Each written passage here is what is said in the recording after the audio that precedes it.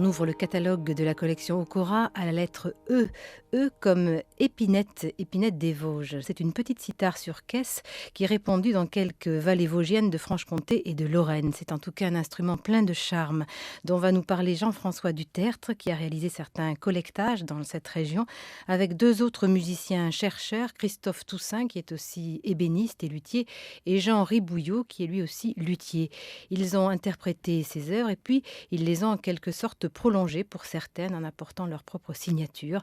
De la tradition donc à la création, c'est l'idée de ce disque entièrement consacré à l'épinette des Vosges.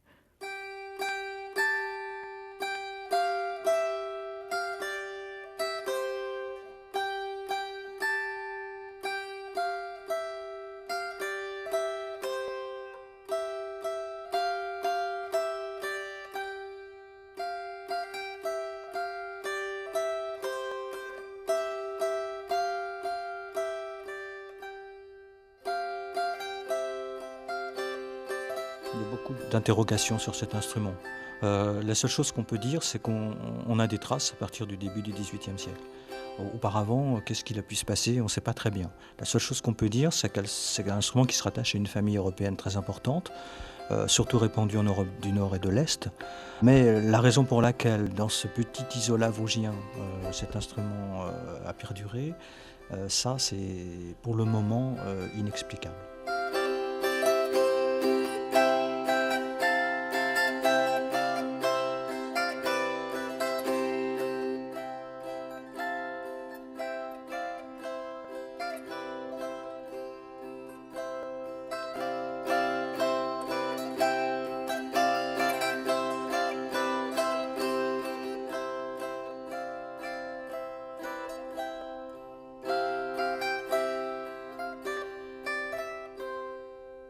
Comment est-ce que vous avez appris à jouer de cet instrument ? Je m'intéressais à la chanson et au tout début, on a cherché des instruments de musique qui pouvaient accompagner correctement les chansons qu'on chantait, c'est-à-dire des chansons modales à bourdon. Et j'ai commencé par jouer du dulcimer, qui est l'instrument américain du sud des États-Unis. Et puis un jour, un ami m'a dit, mais tu sais qu'il existe la même chose en France, dans les Vosges, ça s'appelle l'épinette des Vosges. Et donc on s'est dit, eh bien allons voir. Donc c'était en 1970. Il y avait quelques enregistrements de groupes folkloriques. On pouvait entendre une joueuse jouer de cet instrument. Elle s'appelait Madame Laure Gravier. Et je suis allé la voir avec deux amis en 70 pour voir cet instrument que je ne connaissais pas, que j'avais vu juste sur des photographies. Et on est allé donc la voir et malheureusement, elle avait perdu son mari. Et souvent, comme c'est le cas dans ces milieux-là, elle ne jouait plus par deuil. Alors, on a quand même pu longtemps bavarder avec elle. Bon, elle mourait d'envie de jouer. Elle a quand même un petit peu craqué à un moment donné, donc elle a joué un petit peu, elle nous a montré surtout comment elle jouait, et puis elle nous a donné copie d'enregistrement. Elle s'enregistrait elle-même, elle s'écoutait jouer. Et à partir de là, donc, on a commencé à s'intéresser à cet instrument. Et à partir de 70 jusqu'en 1975-76, je suis revenu très régulièrement dans les Vosges pour enquêter à la fois sur les musiciens, les joueurs qui restaient, et sur les fabricants.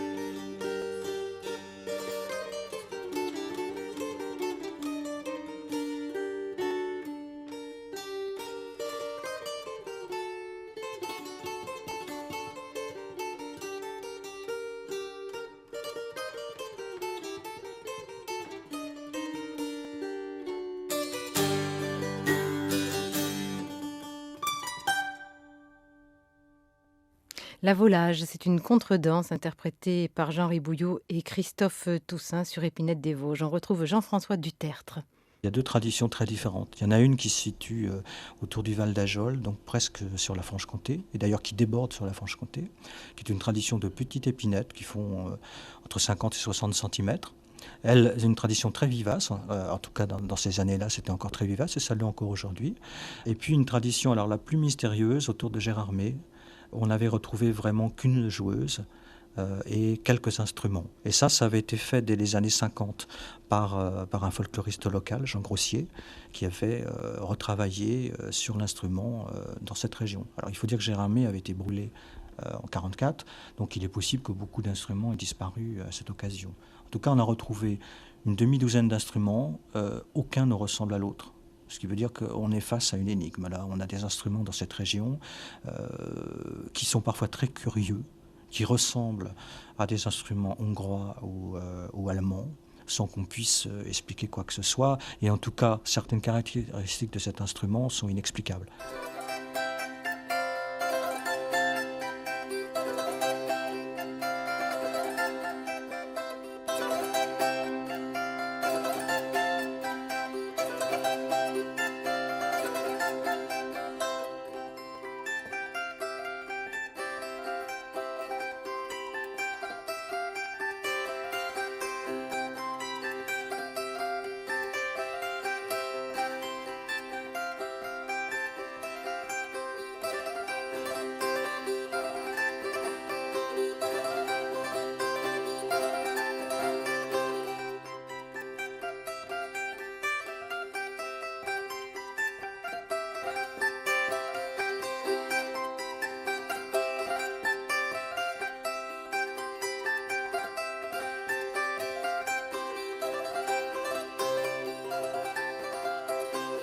La caractéristique du Val d'Ajol, c'est qu'il y a eu une lutherie très importante à partir de la fin du 19e siècle jusqu'à la guerre de 14. Pour une raison toute bête, c'est que le Val d'Ajol est situé à côté de Plombières. Et Plombières était une station thermale très en vogue sous Napoléon III, sous le Second Empire. Et donc les curistes, les touristes de l'époque, pour se divertir, faisaient des excursions et ramenaient des souvenirs. Et ce public-là, ce marché en quelque sorte, s'est concentré notamment sur l'épinette, qui était le petit instrument local. Et donc ça a donné lieu à la naissance d'une petite facture instrumentale, au départ des paysans qui se faisaient un petit peu d'appoint l'hiver, et puis jusqu'à de petites entreprises familiales, dont la plus connue est celle d'un luthier qui s'appelait Aimé Lambert, et qui fabriquait plusieurs centaines d'épinettes par hiver. Très jolies épinettes avec une facture très sophistiquée et qui exportaient un petit peu en fait. Et on a des commandes donc de ces épinettes vers le nord. Alors que la tradition autour de Gérardmer et puis ses environs, là est plus bizarre. Parce qu'on a retrouvé donc des instruments distincts, très peu de joueurs, un répertoire très faible et des instruments beaucoup plus grands. Là, on est des instruments qui font 70-75 cm. On a parfois des instruments à touche chromatique dont le système est identique à celui qu'on trouve en Hongrie. Alors pourquoi ? Je ne sais pas.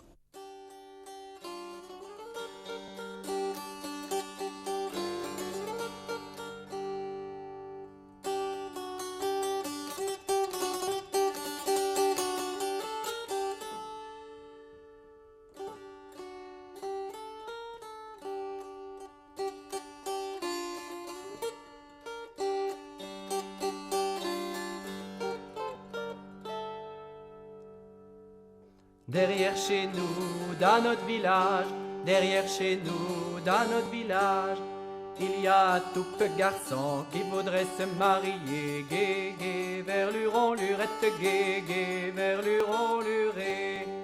Il est amoureux de deux bacelles, il est amoureux de deux bacelles. L'une s'appelle la belle Marguerite, l'autre s'appelle la petite Gerbée. Gai, gai, vers l'Huron, lurette, gai, gai, vers l'Huron, luré. Marguerite est belle, mais elle est volage. Marguerite est belle, mais elle est volage.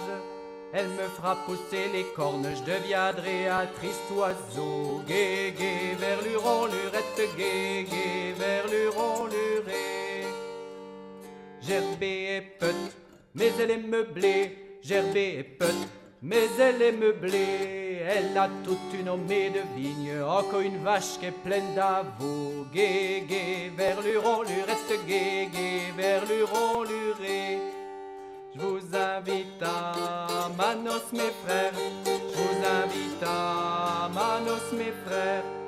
Vous y mangerez du blanc fromage et vous y boirez du lait clair. Gué, gué, vers l'Huron, lurette, gué, gué, vers l'Huron, luré. Alors dans les Vosges, pour parler que des Vosges, on est dans une tradition rurale. Donc on est vraiment à la campagne. Donc c'est une tradition vraisemblablement liée d'abord, je pense, à la danse, c'est vrai. Bon, c'est pas un instrument très sonore, mais les gens dansaient dans leur cuisine. Et donc, d'ailleurs, une des dames que j'ai enregistrées à Gérardmer utilisait parfois la plus petite épinette, un petit peu plus sonore, pour se faire un peu mieux entendre. Mais en tout cas, effectivement, ça servait surtout à danser. Ça est aussi une chose qui est très propre à l'épinette. Deux éléments. La première, c'est une tradition assez féminine. C'est un instrument joué assez souvent par les femmes. C'est quand même un cas assez atypique dans les traditions populaires en France. Et d'autre part, un instrument de divertissement. Ça aussi, c'est rare. C'est-à-dire de musique de divertissement, c'est-à-dire de musique qu'on joue pour son plaisir, sans finalité. Et puis d'autre part, il y a vraisemblablement une utilisation pour le chant. En tout cas, à Gérardmer, on a des témoignages de gens qui chantaient en s'accompagnant. Parfois aussi pour le chant religieux. On est dans un pays où il fait très froid l'hiver, il y a de la neige, les gens ne pouvaient pas forcément se déplacer pour aller à l'église et ils remplaçaient à ce moment-là la messe du dimanche par des vêpres à la maison, des cantiques et des choses comme ça, quoi. Ça aussi, cette utilisation religieuse de l'épinette, c'est assez curieux, mais on le retrouve dans le nord de la France, où on sait que l'instrument a servi dans les offices religieux. Et d'ailleurs, un des premiers témoignages qu'on a de l'épinette à Gérardmer, c'est un lot d'épinettes achetées pour des écoliers à des fins religieuses.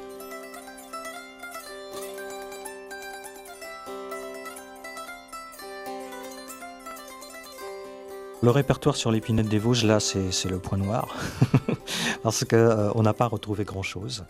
Ou alors Madame Gravy, elle jouait tout ce qui lui passait par la tête. Donc ce répertoire était constitué d'airs d'opérette, d'airs de chansons, sédimentation de toutes les vogues de son époque.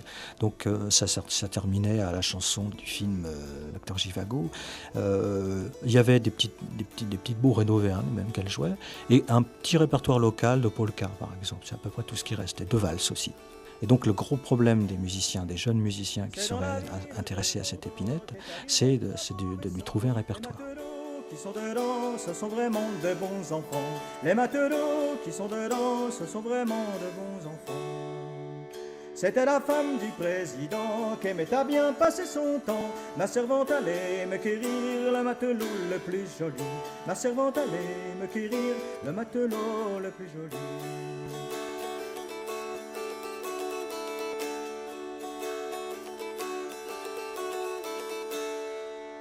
La servante s'en est bien allée, les matelots s'en fut trouver. Au matelot, mon bel ami, madame vous mande à son logis. Au matelot, mon bel ami, madame vous mande à son logis. Le matelot n'a pas manqué, droit au logis s'en fut frappé.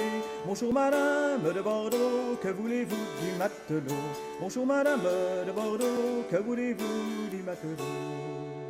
Au matelot, bon matelot, monte dans ma chambre tout là-haut. La collation, nous y ferons, de bons moments nous passerons. La collation, nous y ferons, de bons moments nous passerons.